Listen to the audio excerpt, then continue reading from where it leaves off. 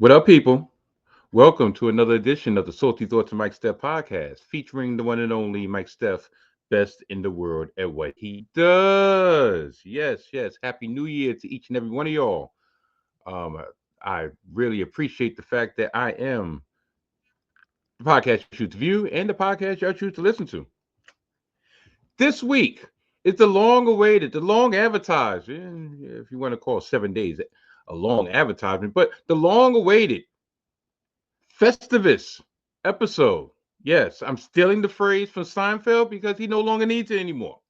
But I'm going to steal another phrase, the land of the sun, bestowed to me, in which I actually didn't even think about it, but it works perfect. This is the Festivus episode, aka Steph-ivus. This is the in which I'm going to rant on various things. I'm going to give all my grievances out because this is the first week of the year, and I just want to get that out off my chest, out my system, out my soul, so I can continue the zen that I've been in for the last 6 weeks. Because when I say acupuncture is a thing, acupuncture is a thing. I swear. 6 weeks. So, this is one of my last opportunities. Well, my first opportunity this year to get a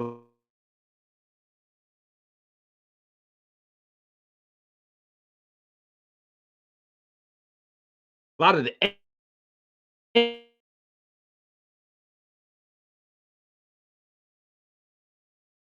angst off.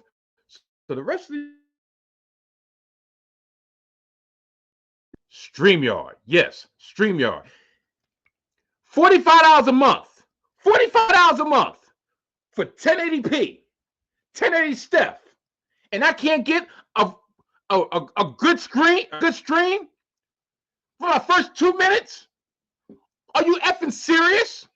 It's not mine. It's not my connection. I got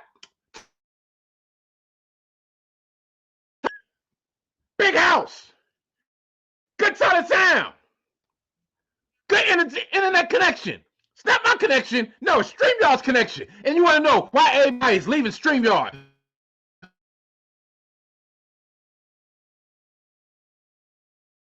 Why everybody's going over to Riverside? You effing suck.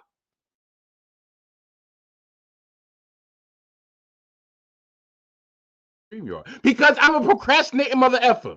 Do you know I'm the type of dude that will wait until the very last day before their car inspection expires to run around and try to get a new sticker? Do you know I'm the dude that waits until you said registration? Do you know that I'm the dude that waits until the very last minute to leave out my house to go to my shoot job and then wonder why I get stuck in traffic? Yes, I'm that guy. I'm that type of guy. Oh, we, oh, oh, oh, oh. This episode of Festivus. The topics at hand would go as follows. I will give I won't even say eulogy of the New York Jets season because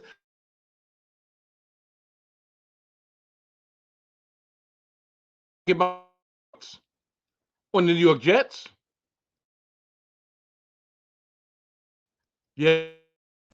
I will give continuous thoughts on the beginning of New York City congestion pricing. And I got a few choice words for a couple people, a couple commenters, if you will, on TikTok.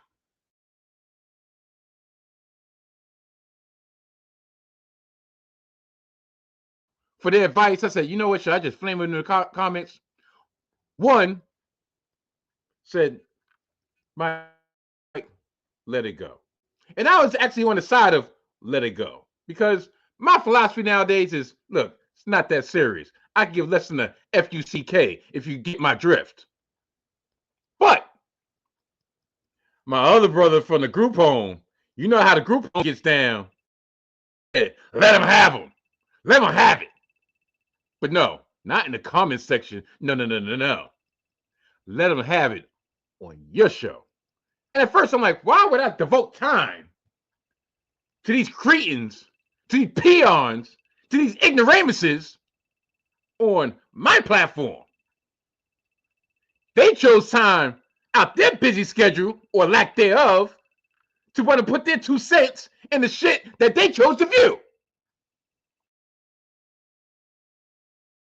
But then I was like, you know what? The mouth is definitely sword. Yeah, I know that's saying is totally different, but listen, it fits to a T when it comes to MIKE. So yeah. So get my shit off.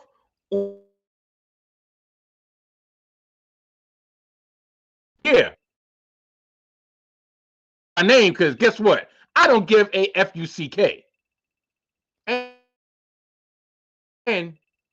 And I will actually give up more information on the ongoings on the first couple of days of New York City congestion pricing, including some new information that was sent to me by Smitty from the group home in Bergen Beach concerning a certain CEO when asked about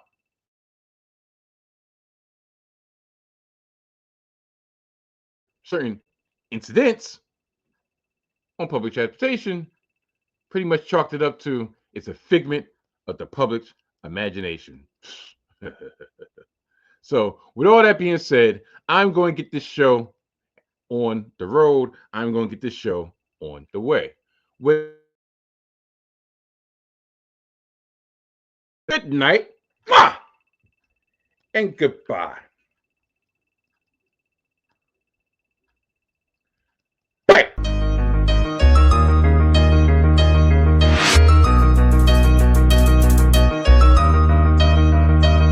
Salty thoughts of Mike Steph, this marks a new beginning. Thanks for supporting a total reinvention. The soul is still here, but the vibe's a little tension. The soul is still here, but the vibe's a little different. Unpredictable, hide the kids and the women. Sports of all sorts, music mixed for living. Rep New York City, but hate the politicians. Always bring the heat, Steph bacon in the kitchen. Big shout to y'all, I appreciate the listen. Donnie put the rest, but I'm still in the best. In the world of what I do, all y'all know the rest. I live it, I breathe it, I'm the whole definition. The pinnacle, the ultimate, I'm on a new mission.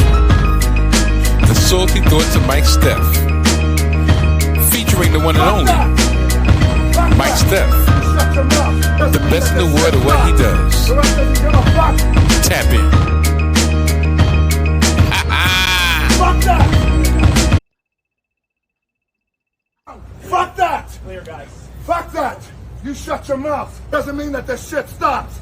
The Rock doesn't give a fuck. You know what that was out for? You know who that was for? I'll tell you for. StreamYard. I swear. Bane of my existence. I swear. If I ever stop doing video, it's you know who to blame. StreamYard. No, don't blame me for not finding another outlet. No, don't blame me for actually doing more work than I really want to do and actually edit these shits like people. No. This is a one-man operation over here. I've told y'all from the very beginning. Matter of fact, I told y'all at least from last year. This is a passion project for me. I don't get a darn cent. Not a red penny. I'll put out my Cash App. I've said, buy some merchandise. I've said, buy my music. And guess what? Nah, mother effer. It burnt a little bit less than 9. Maybe dos or tres. $30. $20 here. Grand total of $100 I've made in 5 years. And yet, I continue to do this. Why? Because I'm a freaking sociopath. Why? Because I'm a maniac. Why? Because I'm a freaking idiot. But also, because I love you. I love seeing my face on the screen. I love hearing my voice in the speaker. I like seeing my name on the marquee. Yes, I told y'all that this Festivus, where there's no holds barred. Festivus, Steph-ivus, where I get all my angst out at the very beginning of the year. Yes, I know I've been on this topic where I've been on this segment for 2 minutes and I haven't talked about the elephant in the room, the mother effer on my screen, the mother effer on your screen. For very good reason. It doesn't effing matter. But, I'm a man of my word, so I guess I will actually talk about these New York Jets. Last night, they did the most Jetsian thing possible, and that would be to win a game that means absolutely, positively nothing. Nothing at all. And not only that, Aaron Rodgers had his quote unquote best game of the season. 4 touchdown passes. Looking nimble. Jack be nimble. Jack be quick. Jack jumped over my big, large dick. Oh, sorry. Wrong story. Aaron Rodgers was just slinging that thing. He was so captivating that Greg Olsen on the broadcast just kept on talking and talking in such high praise of, if the things would have went differently, if maybe they wouldn't have fired the coach. I wonder who had something to do with that. Maybe if they wouldn't have fired the GM. The GM was like, look, sure, I take orders from children. Maybe, just maybe. There was one stat that they said the Jets were 2-6 this season with a lead going into the fourth quarter. 2-5. I'm sorry, 2-5. Now, if they just win maybe 3 more of those games, maybe, just maybe, I doubt it, just maybe, yesterday's game would have been a little bit more meaningful. But they did it. 12 threw a touchdown too. Threw a touchdown to Alan Lazard. Threw a touchdown to Breece Hall. Threw a touchdown to Tyler Conklin. Man, let me get to my mother effing notes. This Jets game last night was so nondescript. Only thing I noticed was this.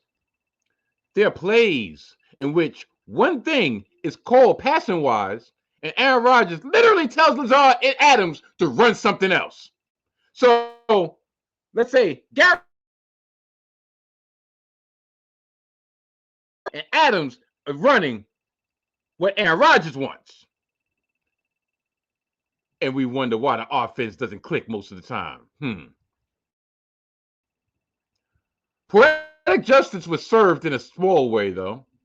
Aaron Rodgers did throw for his into that elite club. Like he really needs whatever. Yeah, being stuck on $4.99 would have been very apropos. That would be like having sexual relations and about the climax, and your significant other, or pretty much the other, says, you know what, I'm good, and just leaves you in that spot. But that was not meant to be. But how about this sequence of events, these sequence of plays leading up to it, leading up to number 500? He throws Davante Adams a ball into the end zone on 2nd and 6, and ended up being into double coverage. And if we're being honest, it was dropped by Davante Adams. It went right through his arms. I mean, yeah, it would have been a tough catch, but hey, listen, you trying to go for number 500, right? Make the damn catch. But guess what?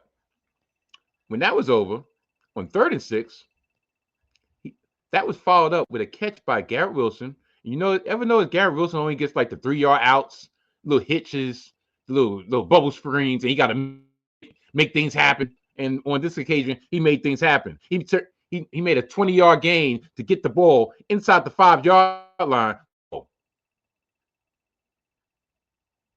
But did he get rewarded for that? No. Lastly, number 500 was caught by Tyler Conklin. Interestingly enough, Aaron Rodgers celebrated with everyone enthusiastically, but Garrett Wilson. There was a time that Garrett Wilson actually went up to him to give him a pound, and he literally was ignored. There's another play on a bubble screen to Garrett Wilson. Devontae Adams blocked very, very lackluster, and it led to a loss of yardage. A couple plays later, on a drag route by Adams, you know who helped spring him to gain 24 yards? That's right, Garrett Wilson. And people, and listen, the media, certain sycophants out there, certain members of Gang Green Nation will look at yesterday's game, will look at these last 5 games, and they'll look at the stats: 28 touchdowns, 10 interceptions, or 28 touchdowns, 11 interceptions, 3,800 yards passing, which is good for 4th all time from a Jets quarterback. And they would look at him and they're like, look, we should bring this guy back. Look, that's proof that he has something left in the tank. No. Do not fall for the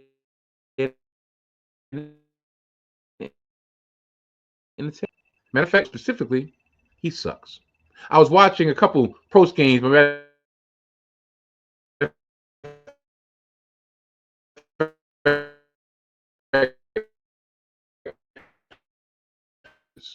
Willie Colon, with Bart Scott and them boys. Well, they are them boys. 4 of them. Janae Cloakley, that girl.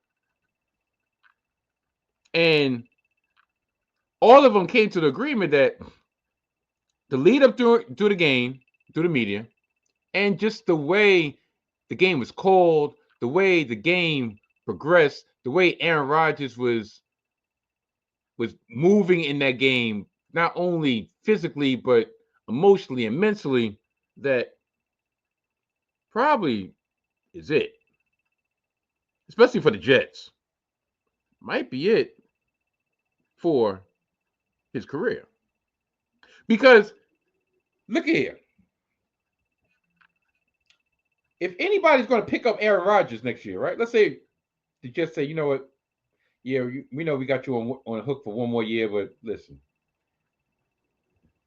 It would not be in the Jets' interest to bring him back.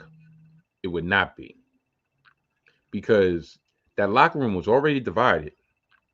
And there's a large segment of the younger players that thought they were getting one thing, realized they were getting another thing, and they're up for contracts, and they're our future. Whether fair or foul, they're our future. Aaron Rodgers is the present, and maybe, just maybe, if you wanted to bring him back for 1 more season, that's it. You're not re-upping him. You're not bringing him back for age 43 season. So to me, you let him go. But the way he was moving was like, this is over. But back to my original point, because I almost forgot. If there is another team in the NFL that wants to bring in Aaron Rodgers, what teams that are currently in or potentially in championship contention that might need that missing piece that's going to bring in Aaron Rodgers? This version of Aaron Rodgers, knowing what's happened over the last 2 years, both on the field and off the field, what team that's on the verge of breaking through is going to pick up Aaron Rodgers? I'll wait. Oh, what is that? None? You can go to the Saints. Listen, did you see the Saints? Nah. You can go to Raiders. Yeah, all right. Where else you going?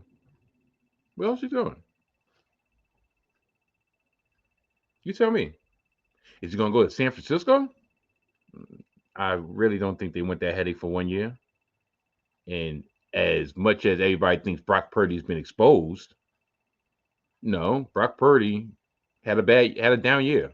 Brock Purdy is a quarterback that y'all should have known, or people should know, that depends on the prerequisite parts around him. And if the prerequisite parts around him are missing, then no, he is not Superman. No, he cannot raise the talent level of B minus players, C players. Tell you the truth, look, he's a B plus himself. Remember, he's Mr. Irrelevant. But I digress. Who's going to bring in Aaron Rodgers? Not a damn person. Not a damn person. So it's either Jets or bust. Now, there is one thing that is worrisome about this Aaron Rodgers situation. And this, unfortunately, is attached to our arch rivals. Well, let's put it this way. Our hated nemesis, because for it to be a rivalry, it actually has to be close. It hasn't been close in over 10 years. Tell you the truth, 15 years to be exact. The New England Patriots. Because there was breaking news that happened yesterday afternoon during the middle of the New York Jets' victory over the Miami Dolphins. And no, the breaking news was not Tyreek Hill went out. Listen, did y'all expect any different? Shoot, tell you the truth, he probably know he's a wanted man in the Miami Police Department, and he's like, you know what, I gotta get out of Dodge. Shoot, he profiling me, but neither here nor there. The breaking news was Gerard Mayo was fired as head coach of the New England Patriots after 1 year. 1 year. Gerard Mayo was in a no-win situation.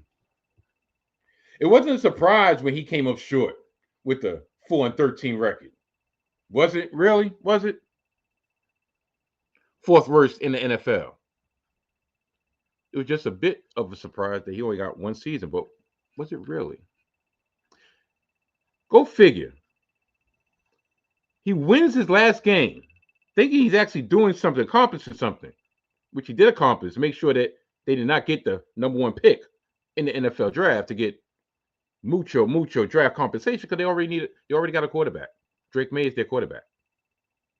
And then he doesn't even get a Black Monday. He doesn't even get a press conference. He got a statement. And these are coming from the paragons of virtue that knew about Aaron Hernandez. Yeah, listen. I've watched a lot of things with Aaron Hernandez over the last couple of weeks. The FX series, the Netflix series, and trust and believe, I don't remember back then. I don't know why. Well, actually, I have a reason why, but neither here nor there. But New England got away scot-free knowing exactly what was going on. So are we surprised that they did Gerard Mayo dirty like this? His final game as head coach was beating the Buffalo Bills to lose out on the number one overall draft pick in the NFL draft. I wonder if that was the impetus to do this. Or, even more so, or did they want in on the Mike Vrabel sweepstakes, especially after he interviewed with the Jets this past Friday?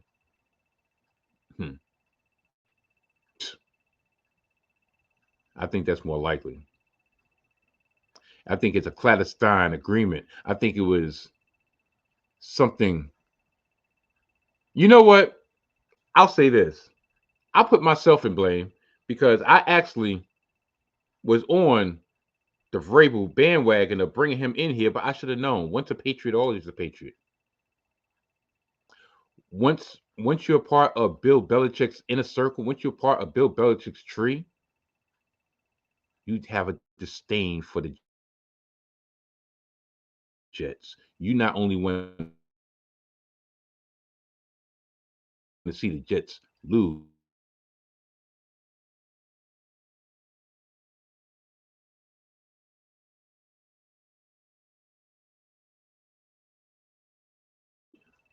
Are you serious? I swear. Zen. This is what happened. According to Ian Rappaport on the NFL Network on Sunday, Vrabel and the Jets was something to keep an eye on. The fact that he took the Jets first is significant. There could be some mutual interest there. Duh. At least from the Jets side. A long way to go, but certainly this was one to watch with Mike Vrabel and the Jets. Little did we know. Little did we know. Here's a little tidbit. Mike Vrabel was a consultant to the Cleveland Browns. He got released from his duties with the Cleveland Browns before the season's over so he can get a head start on his head coaching interviews, one of which was the New York Jets. Matter of fact, the only one was the New York Jets. But, and I continue, the situation may be changing rather quickly now that the Patriots' job is open. One NFL reporter seemed to indicate that the flirtation with the New York Jets might have been a ploy. How did we not see this? How did we not see this?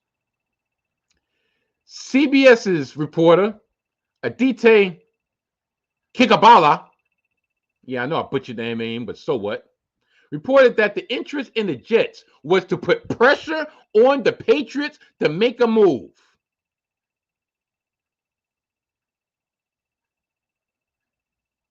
So he not only used the Jets to get leverage over the Patriots, he used the Jets to effectively kick a black head coach out of his position that was tangling onto a slim thread. It's January 6th.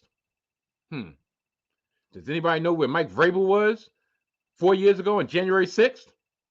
Was he down with, was he accompanying Chris Jericho's wife? Was he accompanying, was it Tiffy time? I mean, January 6th, January 3rd. January 3rd times 2 is January 6th.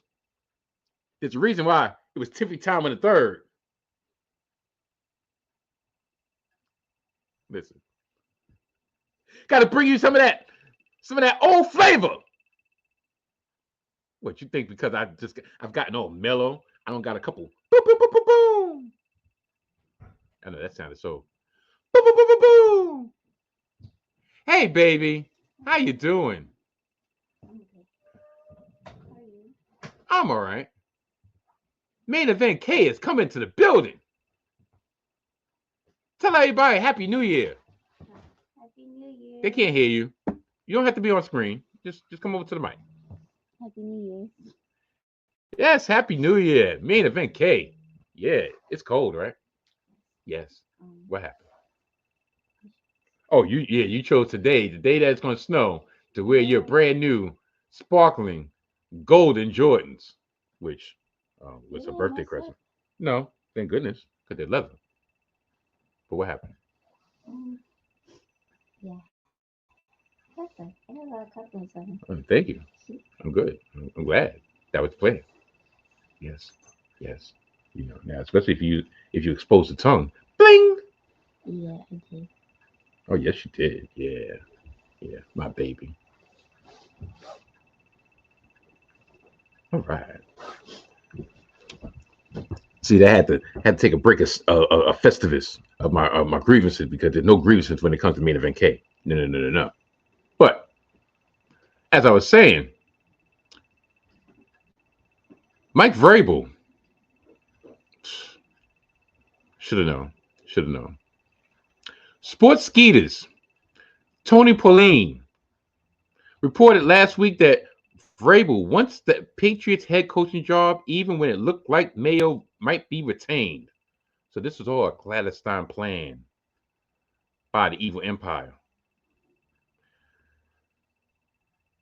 Gerard Mayo's season started well with a shocking win versus the Cincinnati Bengals, which, to tell you the truth, in hindsight, effectively knocked the Cincinnati Bengals out of the playoffs, because if Cincinnati beats New England Patriots, they're in the playoffs and not the Denver Broncos.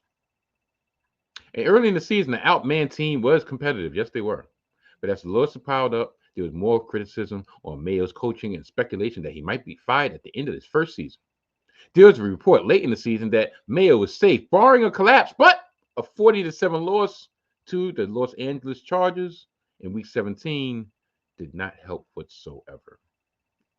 You know what? They say it didn't help, but listen, once they realized that Vrabel was willing to go to the New York Jets, Gerard Mayo was a dead man walking. Mayo wasn't given the opportunity to see if he could be the one to turn things around. But of course not. But it happened though. Of course it happened like this.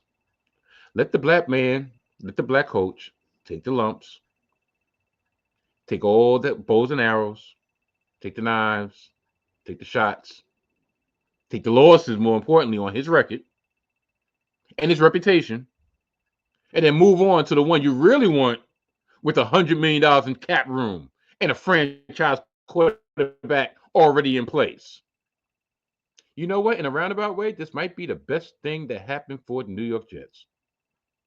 At least, hopefully speaking. Because now, when it comes to coaching candidates, we have Brian Flores, defensive coordinator of the Vikings, former head coach of the Miami Dolphins. And we have Aaron Glenn,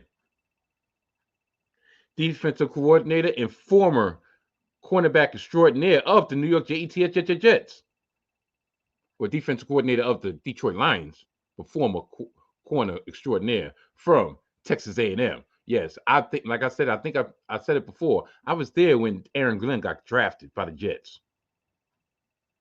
And Aaron Glenn, number 31, should be in the Ring of Honor. And I'm not doing the Sabu. So if this brief flirtation with Mike Vrabel ends us up with one of those two, I think I'll be satisfied. Were they my first choices at the time? No, but now that I can see clearly, now the rain is gone. I can see all the obstacles in my way. I can see clearly now the Zen is here. It's going to be a bright, bright, sunshiny day. Yeah, Sweet Pipes is back. One time only. And before anybody, and you know exactly who I'm talking about, get any idea and putting down in the comments section, Sweet Pipes is back. No. There's only one person that can call Mike Steph Sweet Pipes. And that's Mrs. Ooh. Because Mrs. Ooh, you know what? Y'all, I'll leave that to the rest of your imagination.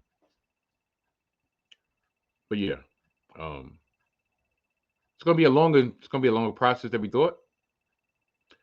Part of me really wanted just to put a bow tie on this, but it looks like I would keep an eye on the peripheral on what's going on with my New York Jets, even though the season is officially over.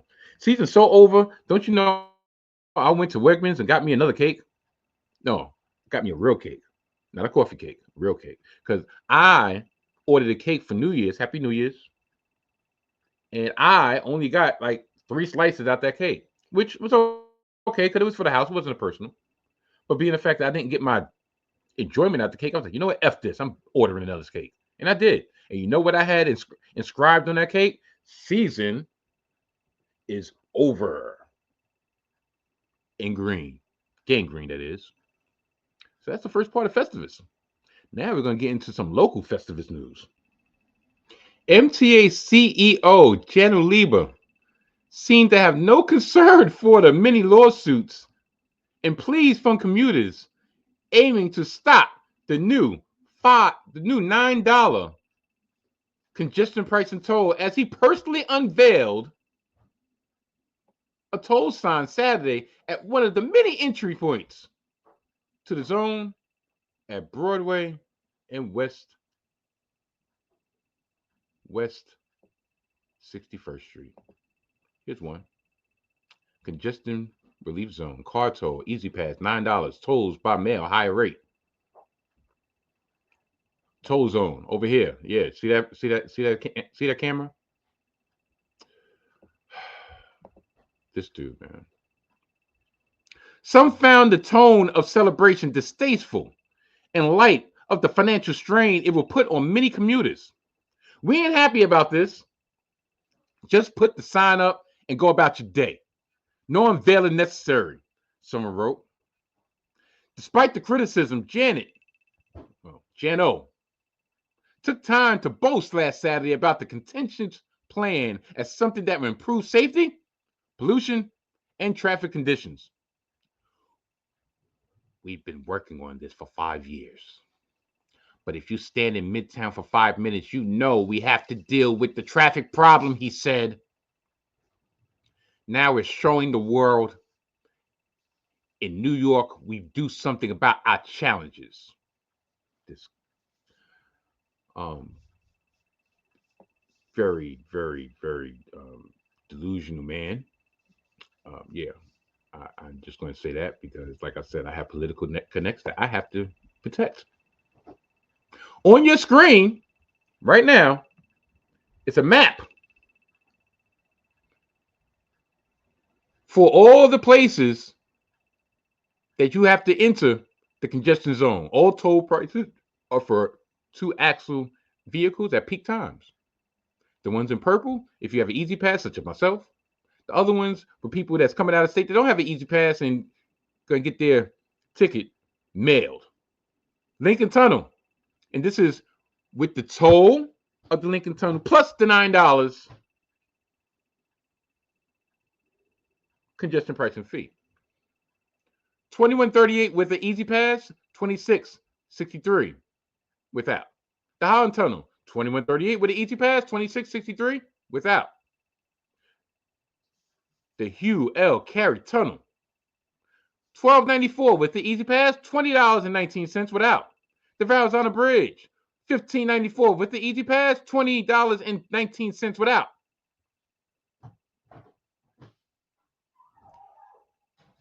The Queensboro Bridge, $9 with the easy pass, $13.50 without.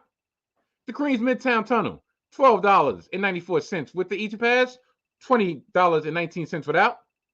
The Williamsburg Bridge, $9 with the easy pass, $13.50 without. The Manhattan Bridge, $9 with the easy pass and $13.50 without. And the Brooklyn Bridge, $9 with the easy pass, $13.50 without. And people thought that the Brooklyn Bridge is crowded now with people walking across the bridge. Huh. I swear, this makes no sense whatsoever. But how about this? Conspiracy time here on the Salty Thoughts of Mike Steph. See, I'm going to go through a different avenue to talk about this week because everybody knows about Velma, Nurse Jackie, Governor Hochul, the whole nine. Everybody knows about that, but there's a lot of other entities that have their hands in the proverbial cookie jar.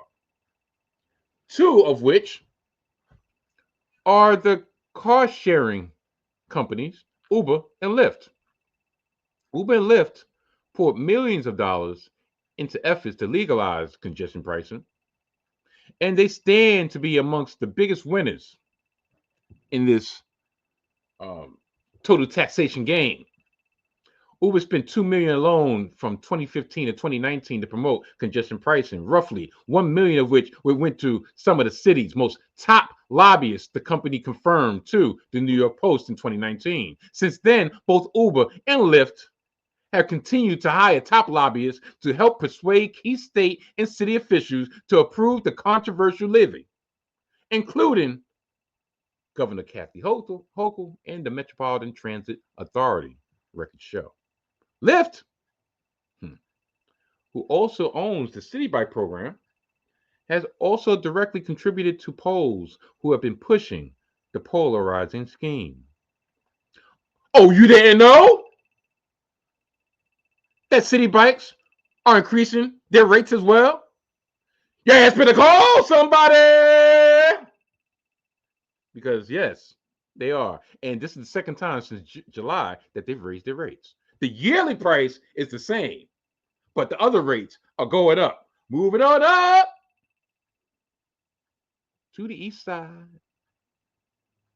The deluxe bike on the side. The ride-hailing services will be slapped with an additional $1.50 surcharge for Manhattan trips below 60th Street. But the additional cost will be passed on to the customers. The customers, yeah. Nowhere to run to, baby. Nowhere to hide. Da, da, da, da. I swear, these tunes are always in my head because it's always a recurring theme. Just like a similar $2.75 congestion fee on all trips below 96th Street was authorized in 2019. Now, it's a side note. And like I said, this is a conspiracy theory. Also, Festivus. Vision Zero. Remember Vision Zero, that initiative brokered by former Mayor de Blasio? Yeah. The clown. Yeah, him. Mr. Bill de Blasio, Mr. William Wilhelm. Yeah. Vision Zero was the first salvo in this scheme. Under the guise of making pedestrians safer with increased bike lanes and speed cameras and the like, it effectively increased the amount of traffic that was on the New York City streets. Take some lanes of traffic away, you increase the amount of bus lanes, and guess what? It sure enough makes the 20-minute ride, 20-minute drive to work turn into 40-minute gridlock, and it makes it look like that congestion pricing was needed worse than it actually was. I remember during the pandemic, matter of fact, immediately after the pandemic. Now, ask me if this makes any sense. Of course, you have Central Park in Manhattan, right? But you also have Prospect Park, which is a huge park in Brooklyn. They stopped all vehicles from driving into Prospect Park. Okay, I get it. Fine. Green space, I get it. Safety zone, I get it. So if you stop vehicles driving into Prospect Park and it's free for the bicyclists to get wherever they need to go through the park, do we really need it necessary to have bike lanes on the side of the park as well? Which effectively took up parking, which pushed parking in the middle of the street, which took up one lane of traffic. I understand, yes, for all my fitness buffs out there, yes, bicycling is good for the environment. Bicycling is good for health-wise, physical-wise. I get it. Physically, I get it. My problem is if you're making it harder for the actual driver to get to where they need to go. Oh, yeah, and lowering the speed limit from 30 miles an hour to 25 miles an hour, in some places down to 20 miles an hour, which makes everything go at a crawl, a snail's pace, if you will. Then hold the bicyclists to the same standards as the vehicle drivers, the vehicle owners. There's no reason why my car insurance with just liability is damn near $500 a month, and I have to follow each and every rule of the road, which you're supposed to do, but yet these bicyclists can willy-nilly wherever they go. And I know some people are like, well, why don't you just ride a bike? No, I don't want to ride a fucking bike. It's 20 degrees outside right now. The fuck I look like riding a bike in the snow? Bought a car for a reason. I can't put main event K in the back seat of my bike. I can't put my wife, Mrs. Ooh, on my lap on my bike. I can't go food shopping and put all all my groceries in the back of my bike? Damn sure not getting on public transportation, which I'll get to in a very few minutes.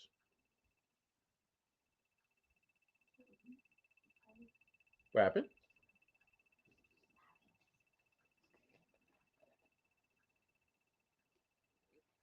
Chocolate syrup.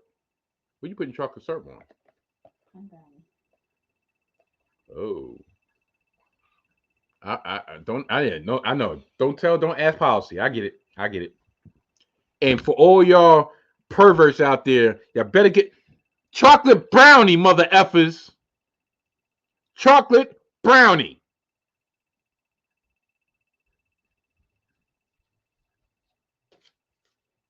Brownie.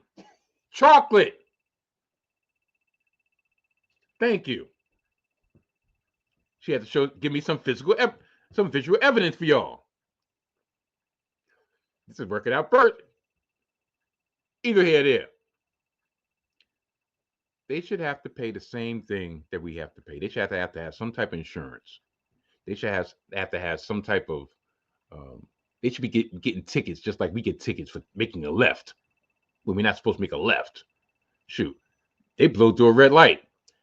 They don't even have anything shiny at night when they blow through a red light, and all you see is just this black shadow. Just go. If I'm going any faster, collision. Done. Bullshit. But bringing back, and I told you this dude's face is going to be back. Where's he at?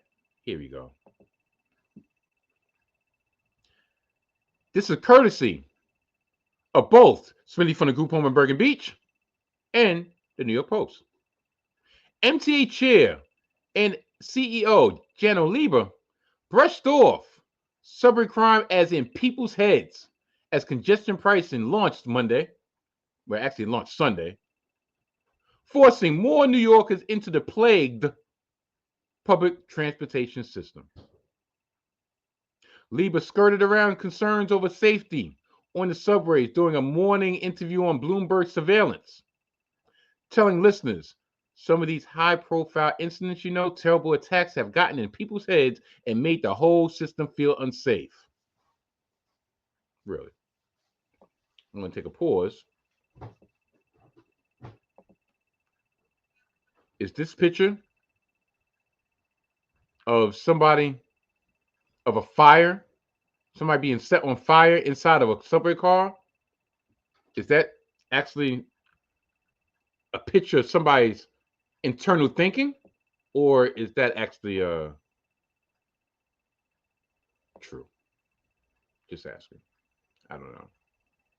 See, things like this, comments like this, really don't do certain individuals any good. The people on the front line. But I digress. The overall stats are positive. Last year, we were actually at 12.5% less crime than 2019, the last year before COVID. The MTA boss's comments come after a series of high-profile attacks in the city's transit system, including the shocking attack on 57-year-old Debrina Kawam, who was torched to death on a Brooklyn F train in plain view of horrified commuters. There were at least 5 attacks in the days after that horrendous death, including the stabbing of an MTA staffer heading to work in the Bronx on Thursday at the Pelham Parkway station. 4 other commuters were also slashed on consecutive days in the past week alone, including a 52-year-old man knifed in the arm at Murder Wyckoff on the L train in Brooklyn, a 48-year-old man slashed in the neck at West 50th Street and 8th Avenue in Manhattan, and 2 others on New Year's Day. In those violent incidents, a 30-year-old man was cut in the arm during a dispute with another commuter on 110th Street and Cathedral Parkway on the number 1 in Manhattan on the Upper West Side, and a 31-year-old man was stabbed in the back at the 14th Street station in Manhattan just 15 minutes later. This transit chaos has prompted the guardian angels, a volunteer vigilante watch group, vigilante, there we go, to resume patrols in the subway for the first time since 2020 and at levels never seen before since their inception in the late 1970s. The group, founded by former mayoral candidate Curtis Slewa, looks to provide water and assistance to homeless people on the subways and say they will report any issues they come across to the NYPD. But it's all in the mind, all in the mind, it's all in the mind, it's all in the mind, it's all in the mind, it's all in the mind. Listen.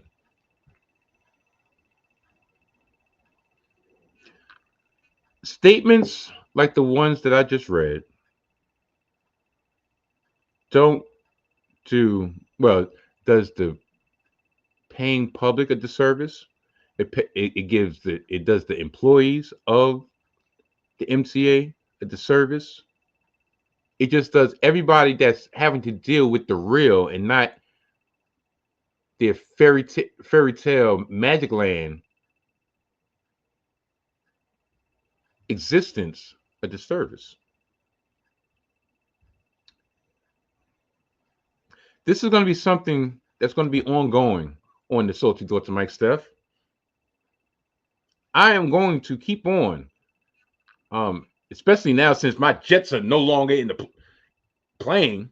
And as for NFL playoffs, I guess I probably should just devote the majority of my attention to the NFL playoffs on HGF, Hidden Gems Football, the other entity that I'm a part of, hosted by the Mojo King and myself. New episodes drop each Thursday, Saturday, and Sunday, especially going during this postseason. But being the fact I'm not getting into really hardcore Knicks talk yet, this will be something that I will have plenty of time to spew my salty thoughts on.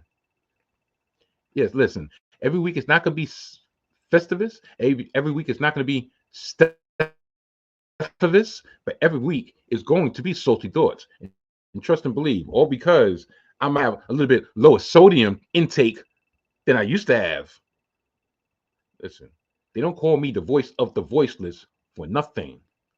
They don't call me the face of the faceless for nothing. They don't call me the Crown Heights savior for nothing.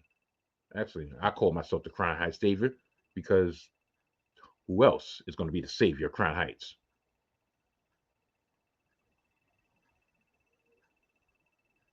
But yeah, this best believe this is going to be a weekly occurrence of weekly update on congestion pricing, beta my existence. I swear, in a couple weeks when I go out to Jersey to go up for us to go out to our Sam's Club run, I'll give y'all in-depth review of all the hoops and shit that I had to hurdle over just to get out of. Anyway, just stay tuned. Yes. It's that time again. I know y'all probably wondering why do I have a picture of Griselda Blanco smoking that crack? Because the kiss of Steph has hit once again. Yes, normally this segment would be entitled Mike Steph must have bumped his mother effing head, but I think the return of the kiss of Steph would be more apropos on this Festivus, aka Steph-ivus episode. Gambling is not good for your health, not good for your pockets, and I strongly advise everybody to stay away from gambling when the NFL, especially in week 18, because my luck was bad. It started out great. I had a round robin, 6 out of 8, and the first two picks were Cincinnati and the Steelers covering the spread. Yeah. A lot of alternate spreads I bought into, but so be it. And that should have been sign number one that, Mike, if you don't got the courage of your convictions just to bet straight up, maybe you should abstain. But guess what? I got a crew to pay for, baby. And I figured this would be probably my last opportunity to really hit a big lick. And guess what? I got licked in the balls by the NFL, by the gambling community, by, I guess I was more of a square than a shark this week. Ha ha ha. Where to begin? The kiss of Steph. What is there to say? I'm going to borrow a phrase that I invented this past week on Inning Just Football. I left my parlay in El Segundo. I left my parlay in El Segundo.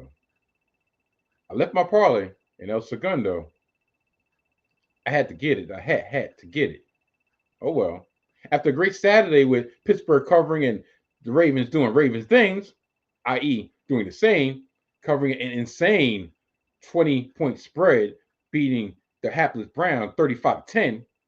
I came into Sunday only needing 4 of 6 at the very least to fulfill my needs. And of course, that didn't happen. The Falcons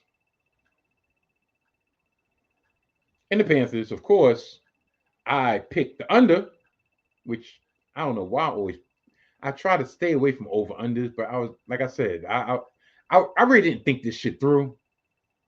But I picked the under, and of course, the Falcons and the Panthers had a 44-38 shootout.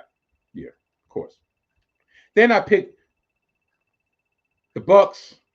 I bought in. No, I did not think they were going to beat them by 14.5. So I bought in for a 9.5 spread. And of course, the Bucks had to come from behind, down 16-6, had to come from behind to win by 8. Yeah, that's 2 down. That means I can't afford not one more loss. Guess what? They were coming. Jordan Love got hurt early against the Bears, so any chance of them covering a 10-point spread was in the trash. They almost won, but I don't give a fuck about if they won. I wanted them to cover by 10. They lost by 2. So the last chance I had, so this week was the last chance I had in the regular season of padding my summer cruise fund. And it was dashed before the late games even started. Now I have to pay for my cruise the old-fashioned way. I actually have to work for it. Oy vey. I mean, listen, I can't really be mad. My picks, well, the picks that I put in, actually has paid for a third of my cruise with me, my wife, and Main Event K. So a third, pretty much one person's already paid for. So I gotta pay for the rest out of my paycheck. Kind of sucks, but listen, did I really think I was gonna win almost $1,000? Maybe I shouldn't be saying that on the public airways because, you know, those lettermen are gonna try to come after me. You know, Spellbound. Maybe K Soul is gonna come after me. Either way, here or there. Well, as it turned out, didn't matter if I would have hit on those anyway because the late games was trash. The Chiefs didn't show up at all. They lost to the Broncos 38-zip.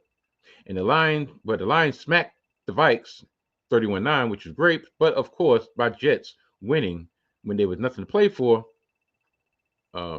beat the Dolphins 32-20 and effectively went over when I bet the under.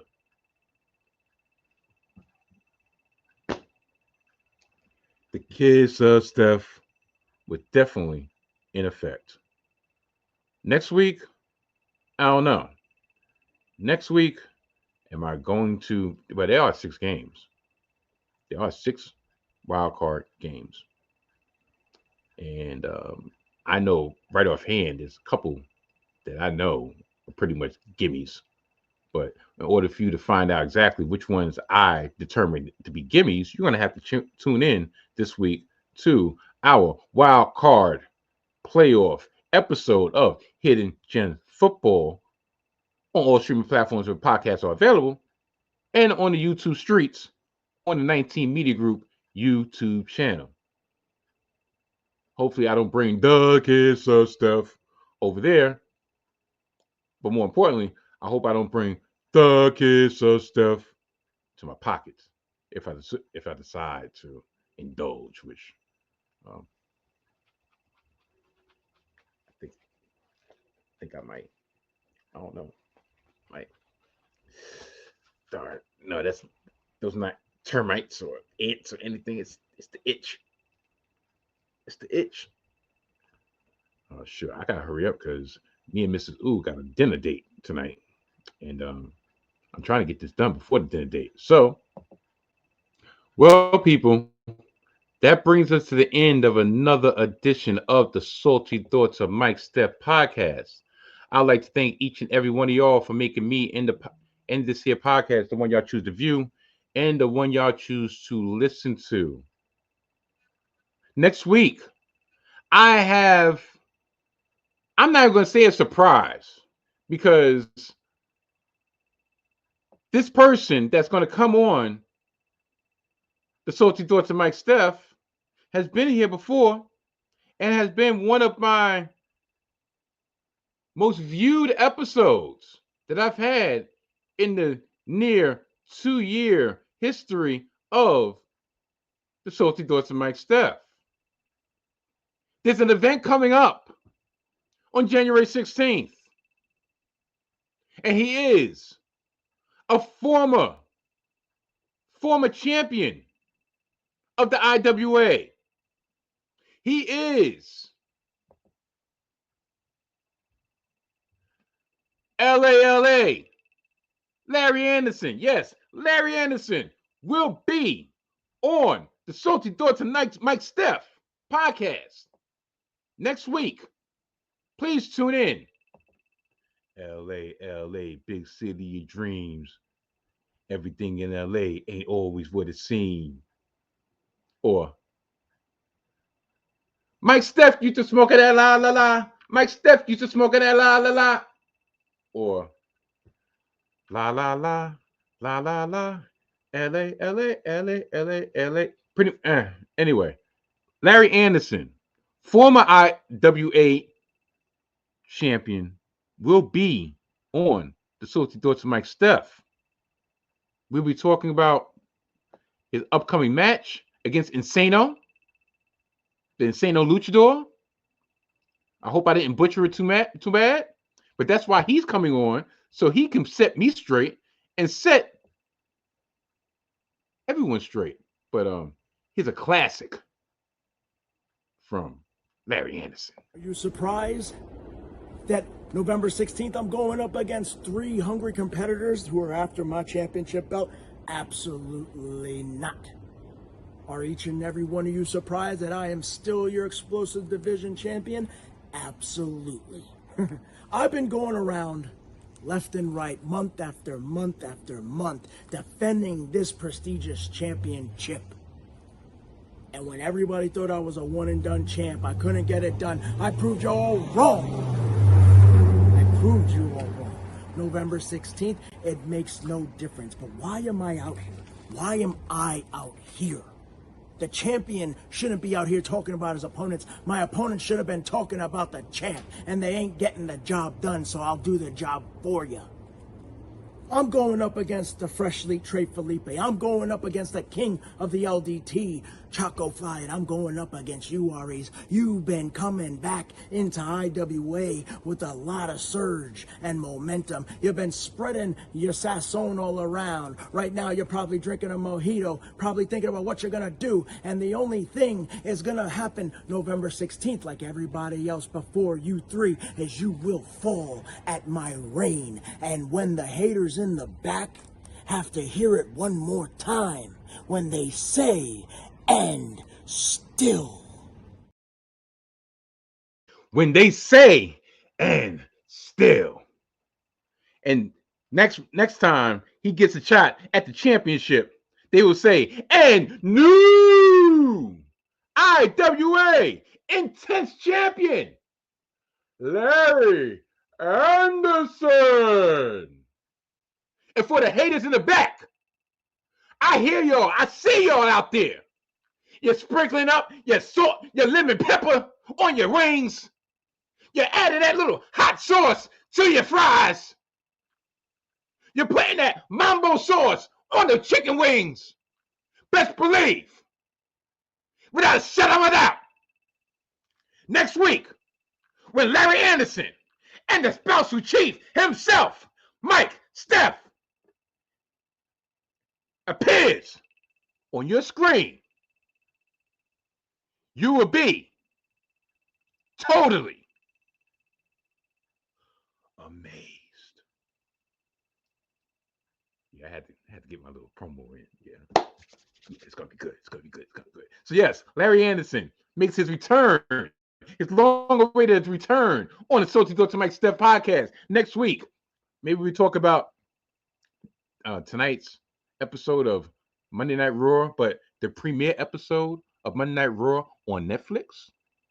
Maybe we'll be talking about, the ongoings in AEW.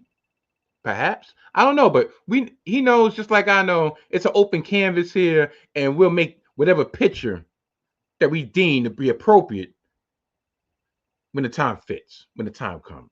So yes, no surprise announcements. That's the greatest announcement of all time right now, because I know I got a couple more tricks up the sleeve. I got somebody who needs to make a three-time appearance on the Salty Thoughts of Mike Steph, because I am a three-time appearance on. Host / guest / confidant of GI, and I already called my shot. I'm not going to let y'all know when, because guess what? That's on them to let y'all know when. I let them know when I would like to come on. And it's a new year, so it can't be a year go by without the original GI bro, this guy right here. But I really gonna have to get out of here, so I'm going to do my prerequisite plugs right now. Please forgive me for not putting those streamers at the bottom, but this is going to be very, very, very, very quick. First and foremost, the aforementioned GI Bros, Winchester and McDowell of Gimmick Infringement. Here, check them out. And now, Gimmick Infringement. Welcome. I said check them out. And now, Gimmick Infringement. Welcome, everybody, to the Gimmick Infringement Podcast. I am Brad Winchester, and with me, as always, is my tag team partner, Tyler McDowell Blank. And Tyler, it is Sunday. We are outside of World's End. It is a beautiful day out here in the desert. It is wonderful outside. I'm kind of jealous I'm not out there right now. How you doing? Couldn't agree with you more. I'm great, Brad. Merry Christmas. How did everything go for you? Christmas was awesome. Merry Christmas to you. Happy birthday to your mom. It was such a great year. I'm absolutely blessed. We had a blast. Santa really came through with a good plan. Please check out Gimmick Infringement. Their latest podcast, the latest episode dropped this past early Monday morning, late Sunday night on the YouTube channel of the 19 Media Group, in which they was talking about Tiffany Stratton cashing in the Money in the Bank, this upcoming, tonight's Monday Night Raw on Netflix debut, and the ongoing to AEW. So please, and there's a special edition, a new edition of Hot Take Time, in which he agrees, he believes that the new theme song for Dynamite, I'm so excited, and I just can't hide it.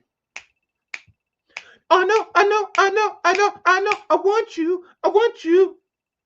It's an appropriate theme song for a wrestling program in 2025. Needless to say, me and Mr. Winchester, Brad Winchester, that is, vehemently disagree. Maybe it has something to do. Matter of fact, he wasn't even born yet. I didn't realize that song came out in 1982, but I remember when it came out. Tell you the truth, Mr. McDowell wasn't even a thought yet. He wasn't even a tadpole. He wasn't even a thought of a tadpole. But yet, because he didn't live the 1980s. Me and Bradley, yeah, maybe me more than Bradley, but me and Bradley, we have 80s in our bowl. I'm a 70s baby, 76 to be exact. I was 6 years old when I'm so excited and I just can't hide it. I know, I want you. Came out.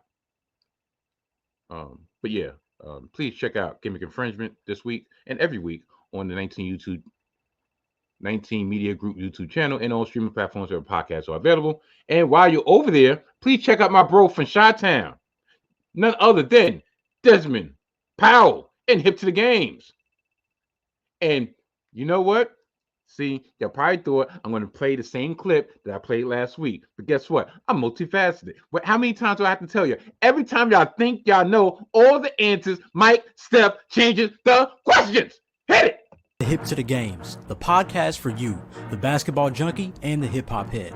I'm your host, Desmond, and I too have had hoop dreams and enjoy the beautiful genre of hip-hop and its history. Together, we will enjoy some of the greatest albums, songs, artists, players, moments, teams, and so much more, while even mixing the two on occasion, all in my hope that you remember why you love both or either of these to begin with. You'll soon understand that Hip to the Games is more than just a podcast.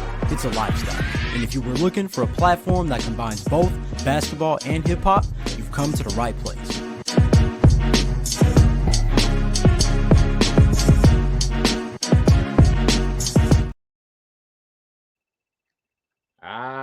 You like that, right? You like that. Salute to Desmond Powell. Salute to Devon. Salute to the whole Powell family. Happy New Year. Duh, I'm about to say Happy Christmas and Merry New Year. Merry New Year! Merry New Year! Happy Christmas and Merry New Year! Yeah. He got back on his basketball grind, giving roses out to none other than Derrick Rose, who got his, I believe he got his uniform retired with the Chicago Bulls. If I'm mistaken, guess one way to find out. Check out Hip to the Games, and you will get a full in-depth conversation about the greatness of D Rose. Yes, so please check out Hip to the Games. Check out this brother too. I'm your host, Tyler McDowell Blanken, and I'm thankful you're here. I don't know why. See, StreamYard, you're effing with me. I'm your host, Tyler McDowell Blanken, and I'm thankful you're here. I'm recording this on November 6th, 2024, 24 hours after Election Day. Today's heavy. Voters made decisions on the local, state, and federal levels yesterday. I love seeing how many people in my life posted their selfies with the I voted stickers, especially former students. Now, not all of them share my beliefs, but that's beside the point. We must continue to exercise our rights. I hope you can prioritize your wellness and spend time doing what brings you joy in these coming days and weeks. This episode, the third installment of our Abbott Elementary Season 4 series, will hopefully make you laugh and think. I welcome iHeartRadio and 19 Media's Jabari Davis to recap episodes 3 and 4. We discuss the season thus far, Janelle James's ascension since playing Ava, and the importance of Black-led shows in this current age of Hollywood. We begin our conversation with Jabari, who shares why he loves Abbott as a series. Please be sure to like this video, leave us a review, or even share with a friend. Enjoy. Please check out my brother, Tyler McDowell Blanken, in 4AZ, which I believe will be making a return in the next week or so because he's going over the season 4 of Abbott Elementary, And Abbott Elementary was on a hiatus. So 4AZ, the podcast, was on a hiatus, but not the movement. For more information on the 4AZ movement, please check out 4azteach.org. 4azteach.org for all the information that you need to know to support the movement, support Brother McDowell, support 4AZ. And last but not least, well, not last but not least, but please check out Things that make you blush, but trust us, it's a must. From awkward to taboo, we're here to guide you through. It don't matter if you're a bit of a prude, it's a prude awakening. Please check out Prude Awakenings, hosted by Jess Winchester and Carmen McDowell. I was about to say Carmen McDowell. Carmen McDowell. Carmen McDonald. Let me try that again. Please check out. Matter of fact, Things that make you blush, but trust us, it's a must. From awkward to taboo, we're here to guide you through. It don't matter if you're a bit of a prude, it's a prude awakening. please check out Prude Awakenings, hosted by Jess Winchester and Carmen McDonald. You see, not only are they such a couple, if you heard that last name Winchester, yes, Winchester and Winchester, they're both podcasters. But they both have partners on their various podcasts that begins with Mick. McDonald in Carmen's case, and McDowell in Tyler's case. But regardless, check out Prude Awakenings on all streaming platforms where podcasts available and on the 19 Media Group YouTube channel. And please check out their sister podcast, Small Towns USA, in which they unleashed a newer episode within the last week or so, and that's also available on all streaming platforms wherever podcasts are available. Last but not least, please check out Hidden Gems Football. That's right, Hidden Gems Football, hosted by myself and the Mojo King, when we drop each and every Thursday, Saturday, and Sunday, previewing that weekend's NFL action. Like I said, we're previewing this coming weekend's wildcard NFL action. And yeah, please check us out. You'll be glad you did. Hopefully I can do better for your pockets than I did for mine. And yeah, let's put the ticker up there. Hosted by the Mojo King and Mike Steph. New episodes drop every Thursday, Saturday, and Sunday on the YouTube channel of the 19 Media Group and all streaming platforms wherever podcasts are available. The reason I'm talking at double speed, even though I kind of got stuck there for a minute, is because I got to meet my wife in about 9 minutes because she's about to get off her shoe job. And if I'm not there and she has to stand in the cold for more than what she's expected to, then you will not see me next week because my wife, Mrs. Oo, will put her collective 2 size. I'm not telling you the size of her feet for y'all freaking perverts, but pretty much she'll put whatever size foot she has directly, squarely up my ass.